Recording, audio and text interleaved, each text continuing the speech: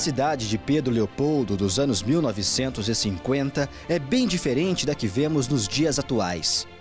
O município cresceu, se desenvolveu, hoje abriga 65 mil habitantes, mas pelas ruas se percebe um contraste. Parece que o tempo não passou como em outros lugares e que a história de um passado extraordinário permanece viva em suas construções e em seus moradores.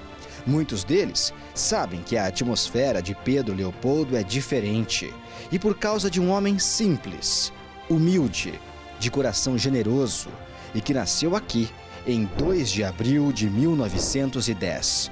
O nome dele, Francisco Cândido Xavier, ou apenas Chico Xavier. Chico Xavier foi o apóstolo do Cristo em tempos modernos. Alguém que vivenciou o amor na sua plenitude. Era uma pessoa que não desprezava, pelo menos eu nunca vi, desprezava ninguém. Ele atendia todo mundo com um abraço, com um sorriso, com um beijo. Recebia todo mundo muito bem. Então, Chico foi uma pessoa de luz, de muita luz. Qual teria sido o maior legado deixado por Chico Xavier? Eu não tenho dúvida em afirmar, ele exerceu a máxima do Evangelho, do amai-vos uns aos outros como Jesus nos amou. Um amor que eu desconheço.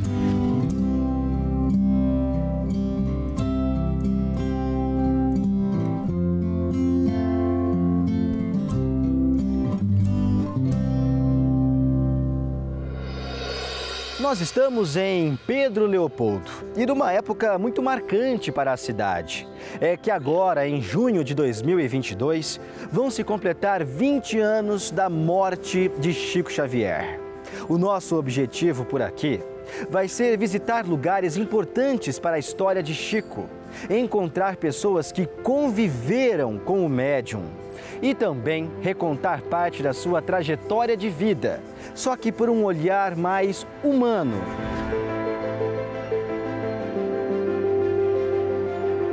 Culturalmente falando, Chico transcende a questão da religiosidade. O Chico vinha a Pedro Leopoldo, ele buscava a intimidade, as amizades, a história. Uma pessoa que deixou a lição de mostrar para a gente que nós não devemos estar assim tão apegado a coisas materiais. Desde muito pequeno, Chico Xavier começou a enfrentar as dores deste mundo. Em 1915, quando ele tinha 5 anos, Chico perdeu a mãe biológica, Dona Maria de São João de Deus. Dona Maria de São João de Deus morreu, desencarnou em 1915. O Chico tinha 5 anos. E os dois tinham uma afinidade inimaginável. Chico sentiu muita falta da sua mãe. Eu costumo dizer que o Chico era um homem carente de mãe. Com a morte da esposa, o pai de Chico Xavier precisou meio que distribuir os 9 filhos para que familiares ajudassem na criação deles. Chico Xavier foi parar na casa da madrinha, Dona Rita de Cássia, uma mulher completamente desequilibrada. Passou a sofrer bullying, passou a sofrer maus tratos da parte dela, da parte do sobrinho dela que morava com ela.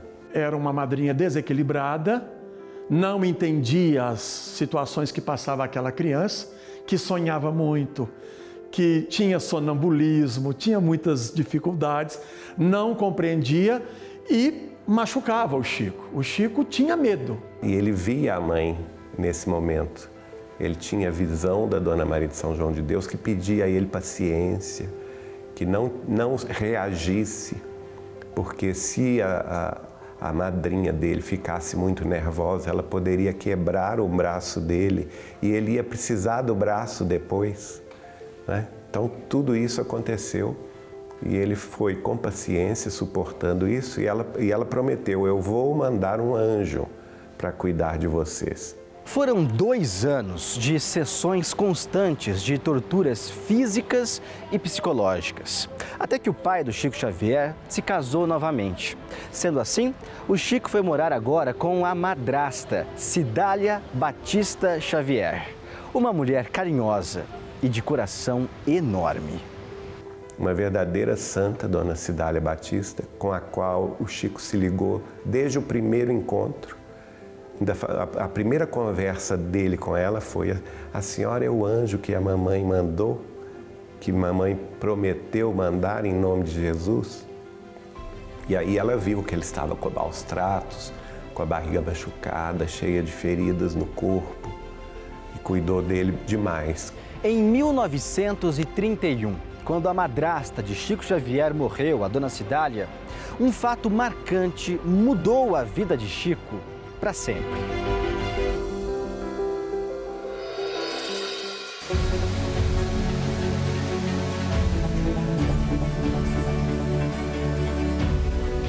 O açude do Capão era muito frequentado pelos pedro-leopoldenses como um local de lazer no início dos anos de 1930.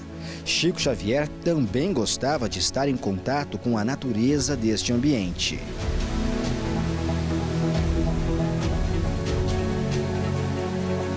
E foi neste cenário, em dezembro de 1931, que o espírito de Emmanuel apareceu para Chico Xavier, revelando as 3 palavras que deveriam fazer parte da vida de Chico para sempre: disciplina, disciplina e disciplina. A primeira disciplina é aquela disciplina do horário, da constância. Quer dizer, ele para ser médium e ter a assistência dos bons espíritos, dos espíritos iluminados, primeiro ele teria que ter a disciplina consigo mesmo. A segunda disciplina, eu acho que é a disciplina com a causa espírita cristã. Então ele estava assumindo não somente uma tarefa da mediunidade, mas, sobretudo, uma tarefa da mediunidade com Jesus e o Espiritismo. E a terceira disciplina, que eu acho que é a mais importante e mais difícil da gente atender, é a disciplina com Cristo, que é a disciplina ética e moral de acordo com os padrões ensinados na Boa Nova de Jesus. Se utilizando dos 3 sentidos da palavra disciplina, orientado por Emmanuel e outros mentores espirituais, Chico Xavier começou o seu trabalho psicografando mensagens. Muitas se transformaram em livros. O primeiro deles é Parnaso de Além Túmulo, de 1932. Mas a obra de Chico Xavier ultrapassou a marca dos 500 livros, psicografados em Pedro Leopoldo, onde ele viveu até 1959, ou em Uberaba, cidade onde Chico Xavier viveu entre 59 e 2002, ano em que o médium morreu.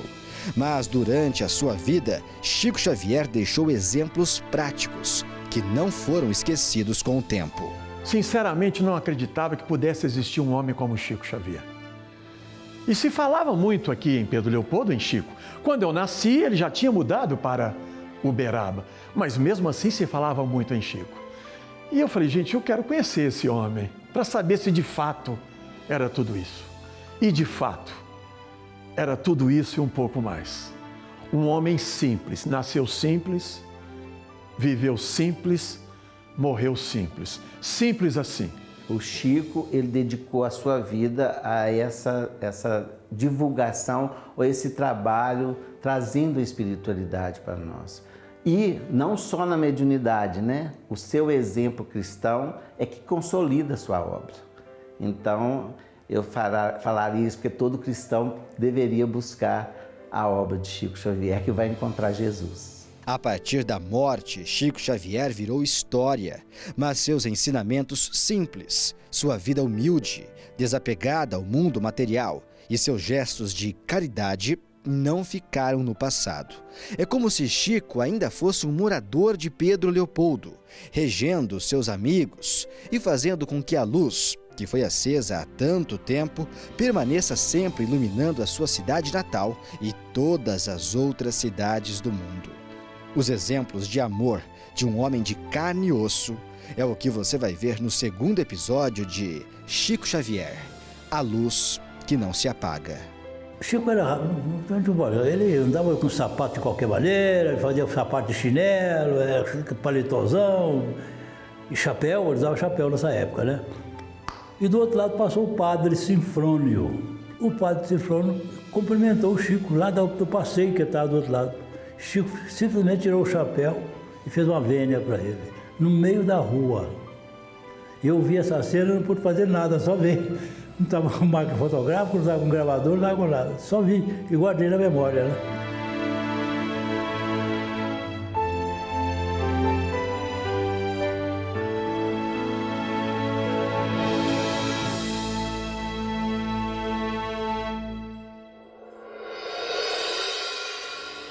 Uma senhora que transmitia passes há muitos anos no centro espírita procurou Chico Xavier e perguntou se não estava muito velha e exausta para continuar. E acrescentou: "Mas Chico, eu quero a opinião de Emmanuel, viu?" E o grande apóstolo respondeu: "Chico, diga à nossa irmã que o mais velho de todos nós é Deus e que ele ainda não se cansou."